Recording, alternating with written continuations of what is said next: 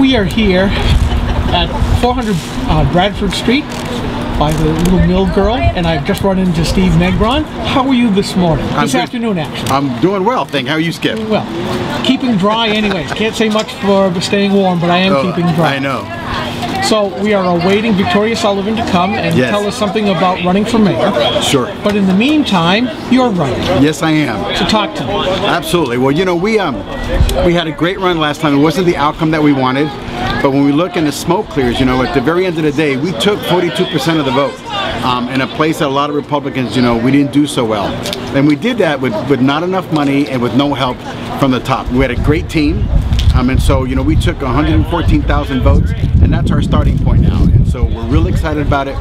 A lot of people say that in the second CD, as you well know, geographically, it's a very difficult district.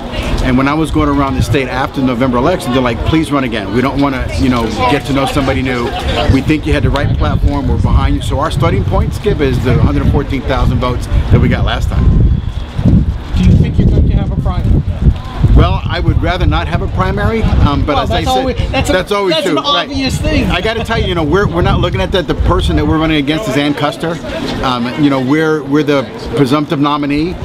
We earned that right last time, and so, you know, we're like, if there's a challenger, you know, this is New Hampshire. It's a great state. You know, you can run, but you got to come get us, and so we're looking for that. Well, the one big difference that you'll have this time is time. Where you didn't have that last time. That is true. She can't use her $5–6 million war chest to put up all kinds of ads, painting herself as good old grandma. I know, that's right. You know, she had those 4 TV ads that she spent over $1 million on and just ran them over and over and over on a loop.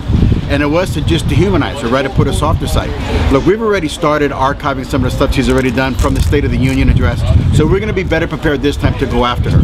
So, you're going to have her high-fiving Alexandria Ocasio-Cortez. Oh yeah, and I heard that she gets very angry with people if you just shorten her name to Cortez. So we'll make sure that it's Ocasio-Cortez, with due respect to her Hispanic background, with both surnames. But yes, we are doing some right things. We're going early. We're fundraising like there's no tomorrow, because we know we need to put the coffers in, but we're excited about this run. Oh, good. Main plans. What are you going to be running? Well, certainly one is reducing the size of government. Clearly, you know, I'm always a big national debt guy. You know, nobody's talking about reducing the national debt. It's about giving the power back to the states, you know, and really letting states be their own semi-sovereign entities and getting big government out of there. And everything that the Dems are proposing, Skip, is just growing the government more and more. It's not who we are, it's not what we stand for, and certainly for New Hampshire, it's not what we want.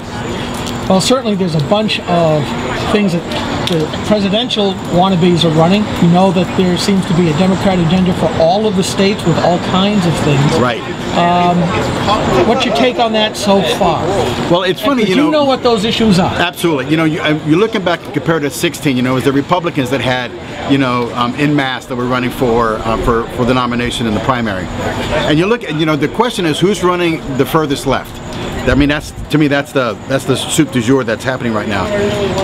And to bring that kind of radical mentality, everybody's trying to garner that support. And then you got Vice President Biden, you know, who to them is a little bit too much of a moderate. I mean, they just went after him, you know, eating their own young.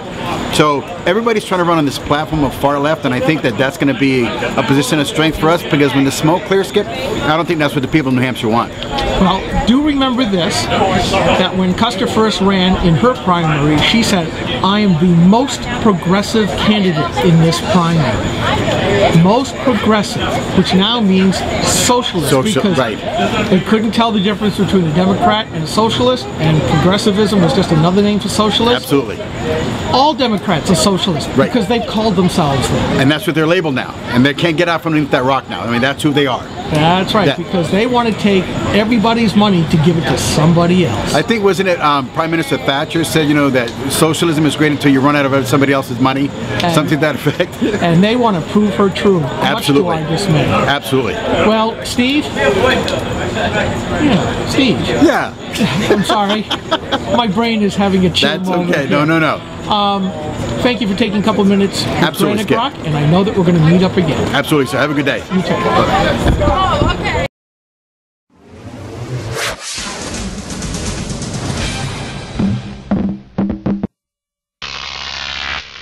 Grok TV.